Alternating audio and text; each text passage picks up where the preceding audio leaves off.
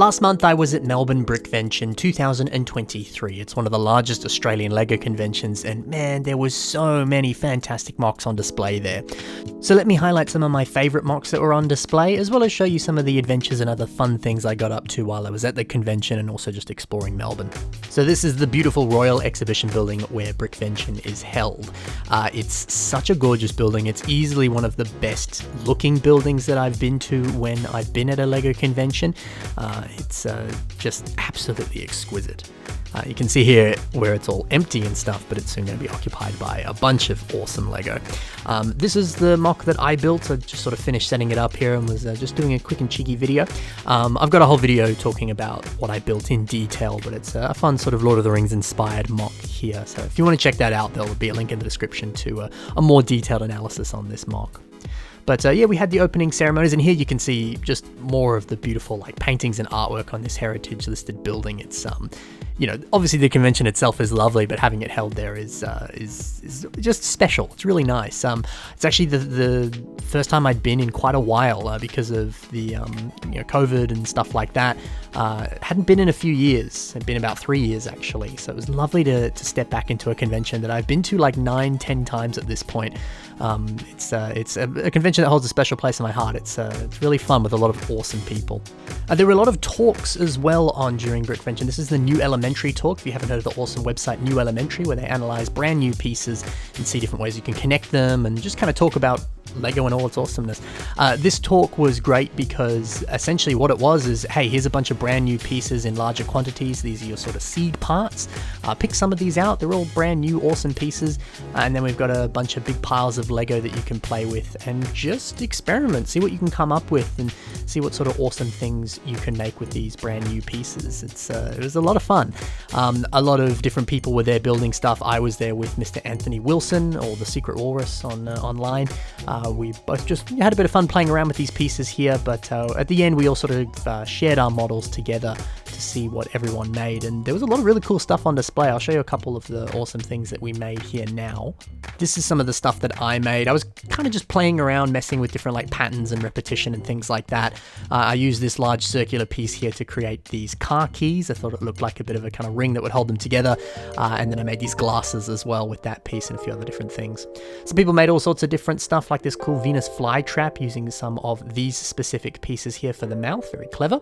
This is what Anthony made here. Of course, he had to make some sort of cool construction beast thing, and a few other different kind of interesting beast things here, repeating similar pieces that you were seeing before there. Really nice to just see different like patterns and different sort of forms of repetition, and just some interesting techniques that you're kind of forced to discover when you've got more limited pieces to play with and you have larger quantities of awesome new pieces as well. So yeah, just some incredible stuff that people were making in what I think was kind of like 30-40 minutes. It wasn't a huge amount of time, but there was some awesome stuff that was made. My friend Richard, who runs the website The Rambling Brick, fantastic as well, I'll put links to that in the description. He did a nice talk about Classic Castle, just talking about their history and his love of the theme, and as someone who also loves Castle as a LEGO theme, it was a really fun, passion-filled talk to listen to there. There were a bunch of other talks. These were the only ones that I could make, unfortunately, but they were just a joy to listen to for sure. Let me show you some of the different MOCs now. This was built by my friend Tim, and he's a big D&D fan. He was also on LEGO Masters as well, and he has some just brilliant MOCs here. The way that this dragon has this beautiful sense of movement as if it's flying through the air to pick up these horses here is just masterful. And there's a plethora of other awesome D&D inspired characters here.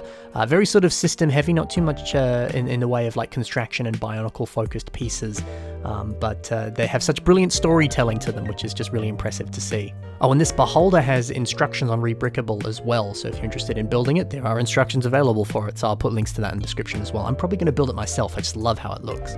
My friend who goes by Scape by Shazam built these awesome city MOCs here. It's a recreation of Sydney, Dubai, and Melbourne in a sort of microscale form. They're just exquisite, and it's lovely to study these and just see all of the pretty much 100% more or less to scale accurate versions of these cities. They're just gorgeous. All the different little techniques and stuff, and being able to say like, there's the building we're at now, and we're going to go walk to this building and go to the LEGO store, all that sort of stuff. It was fun. So he's very talented at what he does. Again, I'll have a link into the description so you can check out his stuff. He's a lovely dude and a very talented builder as well. I've already done a video going through all the different Bionicle MOCs here, but you know, Anthony Wilson had stuff on display, Jafer had stuff on display, my friend Lockie MOCs, Jack Frost. There were a bunch of awesome Bionicle builds on display there. Be sure to check out that previous video that highlights all of them, but it's always impressive seeing such talented people there making incredible stuff. And this is one of the largest turnouts of Bionicle that has ever been there at Brickvention, which is always nice to know, especially for a theme that's been discontinued for a while now. It's nice to see that's still alive and thriving at a LEGO convention.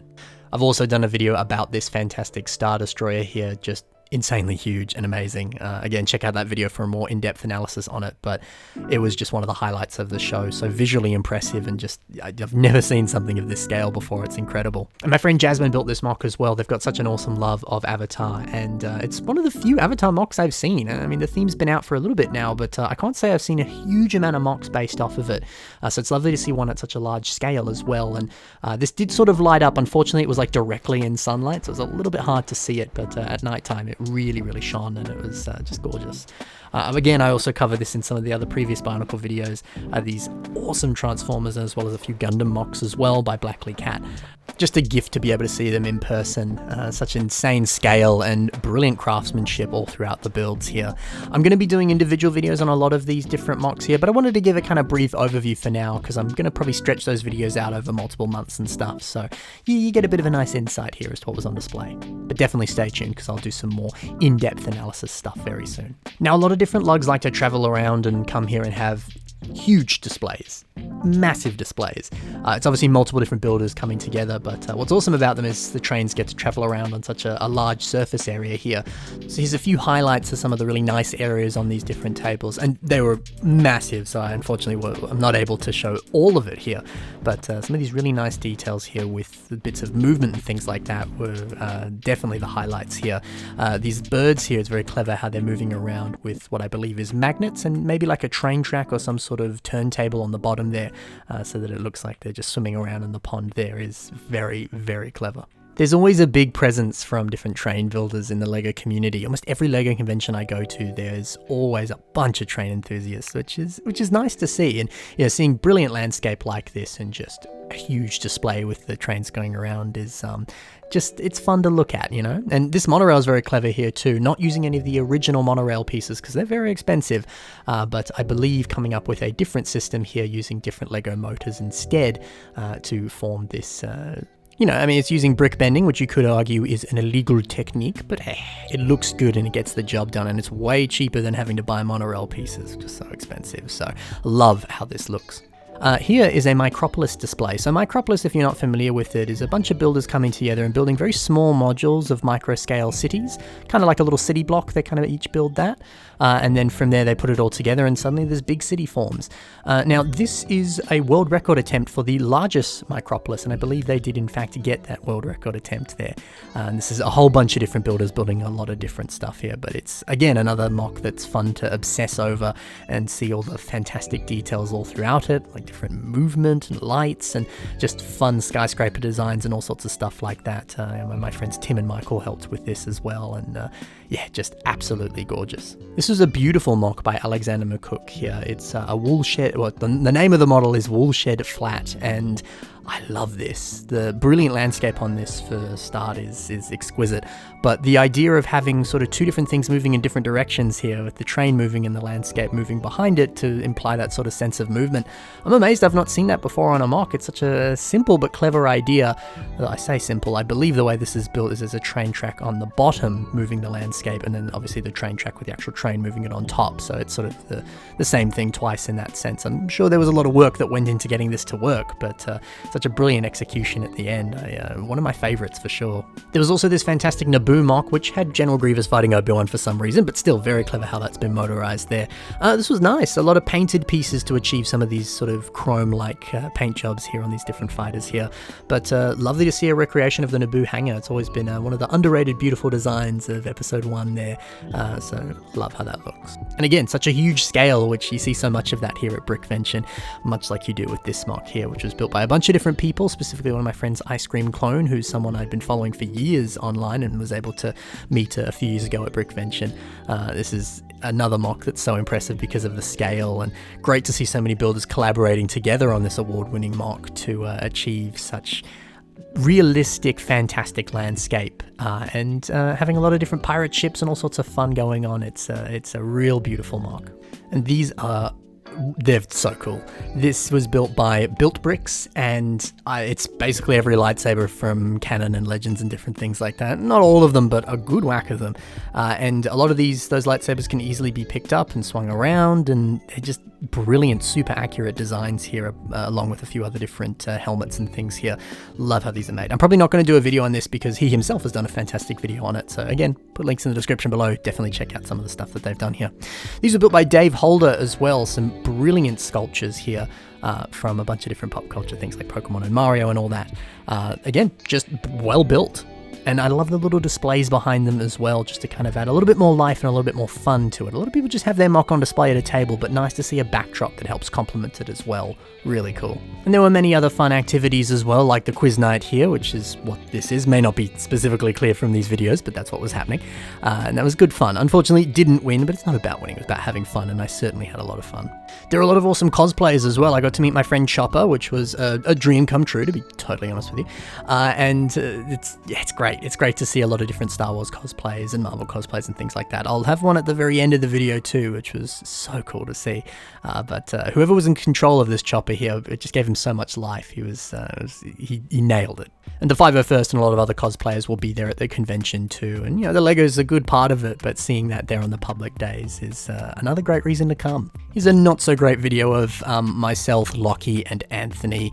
We're putting out a Lego set here. This is one of the Chinese New Year sets, one of the recent parade sets. And yeah, it's good fun to do that. We sort of just split the set 3 ways and then just divvied up the pieces in a sort of pseudo parts draft in that sense, which was great fun. We've been doing that more or less every year that we've come together now. So yeah, good fun to do that. Because yeah, you get cool pieces, but also you get to spend a good time with some good friends, you know? And this is something I spent probably too much time at. This is the minifigure trading wall. So this is something that is at one of the Melbourne Discovery Centres, but they brought it here specifically for Brickvention.